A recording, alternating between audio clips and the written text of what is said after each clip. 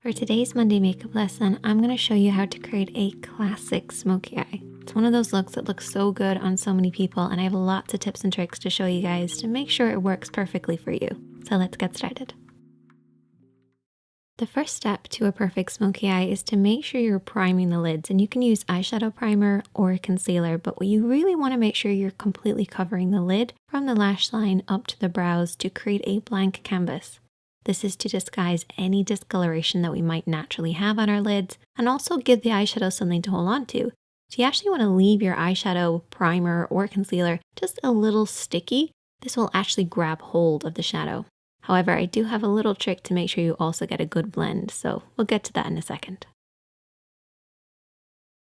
With any eye makeup look, the main areas of the eye would be the crease area, and the crease area is really important in a smoky eye. If you think of what smoke is, it's that deep dark color that then fades into nothing, and the crease area is where that fading into nothing happens. The crease area is basically where the lid creases into the eye shape, but it stops just underneath the brow bone. And of course, you have the lid as well. And for a smoky eye, I actually divide the lid into an upper and a lower part. Now, as far as eyeshadows go, I've created a little smoky palette for us, and you want to adapt this to work with your own skin tone.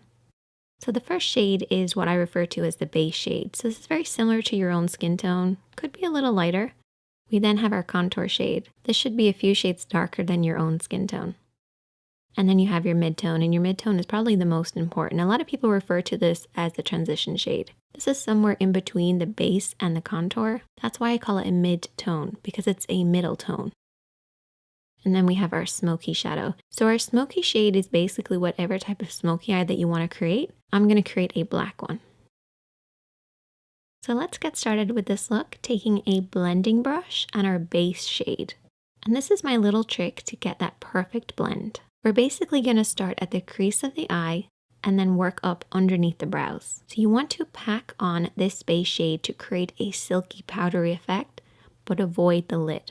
We want the lid to stay a little tacky from the concealer and the primer, but we want that crease to be really powdery, really easy to blend over. By applying that powder, we're basically going to create an easier, softer blend. Remember how I said concealer and primer gives the shadow something to hold on to? Well, this powdery base will make sure we have something to blend over, and that's how you get that perfect soft blend. Just make sure to avoid the lid, don't come down too far. Keep it from the crease right up to the brows. For the next step, we're going to keep with that same blending brush, and I haven't cleaned it off, and we're going to go in with our mid-tone, so our middle tone or our transition shade. And we're going to start over everything that we've already applied, but we're going to stop under the brow bone. So the first shadow went from the crease right up underneath the brows, avoiding the lid. And use this little diagram as a representation of what we're doing here.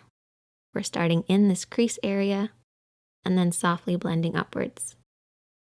If you're not sure where to stop and start your blend, you basically want to keep it in between these two parallel points. It looks really complicated, but it's basically using the edge of your eye, nose, and brow on one side and then creating a parallel line on the inner corner. If you blend outside the lines, don't worry because you can always clean up at the end. Just use this as a guide. Then we're going to take a clean blending brush, and I always keep a clean blending brush handy for every look, but in particular when you're doing a smoky eye. Go over everything that you've applied to soften out any harsh lines. No additional product needed, just soften out those lines. Now we're going to move on to applying the contour, and I need you guys to take a brush that's got a lot of control in it. So maybe a flat brush or a pencil brush or a brush like this, which is somewhere in between. It's one of my favorites. And picking up a little bit of that contour shade, which is one of the darker shades from this palette, we're going to apply this all over the lid area. So I want you guys to keep this just to the lid, bringing it up to where that mid-tone starts in the crease, but don't go beyond that point. Really focus on the roots of the lashes and softly blend this over and back, covering the lid. Try to avoid blending this up too high because that can ruin the look. You want to keep it nice and deep and low. So what we're going to end up with is a deep dark look right at the roots of the lashes that then fades upwards, fading into that mid-tone, into that crease, and up underneath the brows. Next, I want you to take a small flat brush, something that you have the most control over. And I want you to take your smoky shadow. So whatever smoky shadow that you're using, I'm using black. And there's two ways that you can apply this. You can bring your hand down onto the lash line, or you can come at it straight on. As you can see, my hand is pretty much at the level of my nose as I'm applying this. I'm applying it using the lash roots as my guide, and follow the natural shape of your lash line. If you have your hand too low at this point, you're going to blend that black up too far. And I don't want you guys to do that. So try to keep it at around the cheek level, or bring your hand over the top and press downwards onto the lash line. Either way, just imagine that you're creating a liner look. Just coat right by those lashes and really pack it on there. Get in between those lashes, right onto that lash line. It's really important. We have to imagine that that black is coming from somewhere, so it has to start really dark at the base. Now for shaping wise, I like to have it slightly thicker just in the center. It's almost like an oval shape. This will create that classic round shape that you get with a smoky eye. So it's slightly tapered on the inside and the outside, and highest in the middle. Before you go any further, what I want you to do is take your fingertip and really press on that pigment. Push it right at those lashes. No smudging, no blending, just pushing that on there. This will remove any fallout while also making sure we're really packing that pigment right at the roots of the lashes. Once you've done that, you can then take your small blending brush or a pencil brush and softly and lightly smudge this out. Watch for your hand placement here. What I want you guys to remember is that if your hand is low, your blend will be high. And that's good at the start because we want to bring that black from the root of the lashes upwards to about the halfway point of the lid. But if you keep your hand this low throughout the entire smudging process, you're going to end up pushing it up too high. Bring that brush slightly upwards. As you start to smudge, regain control over that brush and very softly sweep over and back. And this will prevent you from blending it up too high. You do not want it to surpass the lid and get into that crease area, depending on the look that you're doing, of course, but particularly for a classic smoky eye. Keeping it nice and low by the lashes is the best way to get that classic look. I usually split the lid into two sections, so I have a lower part and an upper part. I'm making it sound really complicated, but it's actually not that complicated. But if you learn these techniques, it will become easier, even though it sounds like I'm making it harder than it is. The next step is really important, and it's to really darken in between the lashes. So apply a pencil liner on your waterline, which is the upper tight line of your lid. What I like to do is just look down in a mirror and just kind of push upwards between the lashes. This will create that dark smoky look.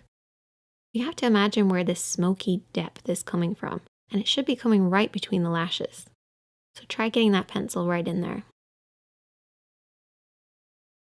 Another important thing is to coat those lashes. I actually brush my lashes downwards to make sure it's really dark right at the roots. Once again, to create the illusion of the depth coming from the lash line. Essentially, it looks like we just have really thick lashes. If you want to go an extra step, you can always apply invisible liner. If you watch my videos a lot, you'll know that I've talked about this. It's basically lining very, very thinly right between your lashes, as close as possible. And I also went ahead and applied some falsies. Once again, this creates the illusion of a deep, dark look right at the roots. So that's pretty much all of the work done, but we've still got a lot of work to do. You have to clean up underneath the eyes because keeping it as clean and bright as possible will create that contrast with the smoky eye. So don't neglect doing this.